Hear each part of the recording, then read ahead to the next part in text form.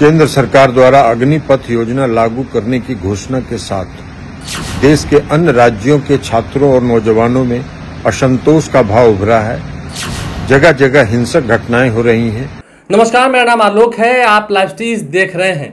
केंद्र सरकार द्वारा सेना बहाली प्रक्रिया में किए गए बदलाव के बाद अब छात्रों का जो आक्रोश है, जो सेना अभ्यर्थियों का आक्रोश है, वो सड़कों पर दिख रहा है। और देखिए, एक बार फिर से बिहार में इस एजेंडे पर, यानी कि इस मुद्दे पर जेडीयू जो है वो केंद्र सरकार के साथ नहीं दिख रही है। जेडीयू के राष्ट्रीय अध्यक्ष ललन सिंह ने ये बातें साफ कह दी हैं। कल भी उन्होंने ट्वीट किया था और आज वीडियो जो जारी हुआ है उसमें ललन सिंह साफ साफ ये कह रहे हैं कि सरकार को पुनः विचार करना चाहिए। ललन सिंह, जो कि जेडीयू के राष्ट्रीय अध्यक्ष हैं, उन्होंने अपने सोशल मीडिया अकाउंट पर क्या लिखा है, तस्वीरें हम आपको दिखा रहे हैं। ललन सिंह साफ साफ लिख रहे हैं, केंद्र सरकार द्वारा लाई गई अग्निपथ योजना से बिहार सहित देश के अन्य राज्यों के छात्रों एवं युवाओं में असंतोष का भाव उभरा है। जगह जगह हिंसक घटनाएं हो रही हैं। यानी कि देखिए, ललन सिंह इस बात को मान रहे हैं कि जगह जगह पर हिंसक घटनाएं हो रही हैं, लॉ एंड ऑर्डर की स्थिति बिगड़ रही है और केंद्र सरकार को अविलंब संज्ञान लेकर पुनः विचार करना चाहिए। यदि ऐसा संभव नहीं है तो आगे आकर छात्रों युवाओं को आश्वस्त करना चाहिए कि उनके भविष्य पर इसका कोई प्रतिकूल असर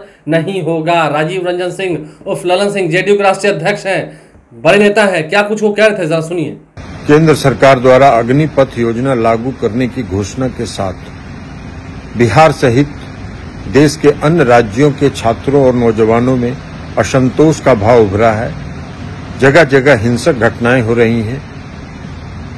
केंद्र सरकार को अविलंब इस पर संज्ञान लेना चाहिए और इसके साथ साथ इस पर पुनर्विचार करना चाहिए, अथवा अगर यह संभव नहीं हो तो छात्रों और नौजवानों को आश्वस्त करना चाहिए कि इसके बावजूद उनके भविष्य पर इसका कोई प्रतिकूल असर नहीं होगा। अग्निपथ योजना को लेकर ललन सिंह ने क्या कुछ कहा है, हमने आपको सुनाया है। कल देर शाम को ही ट्वीट करके ललन सिंह हो या उपेंद्र कुशवाहा हो, उन्होंने तमाम बातों को रख दिया था। ये कहा था पुनः विचार करने के लिए, लेकिन हिंसक घटनाएं बढ़ रही हैं। देखिए, बिहार के कई जिलों से तस्वीर निकल के आई हैं। लगभग 25 जिले ऐसे हैं जहां पर सीधा असर देखने को मिल रहा है।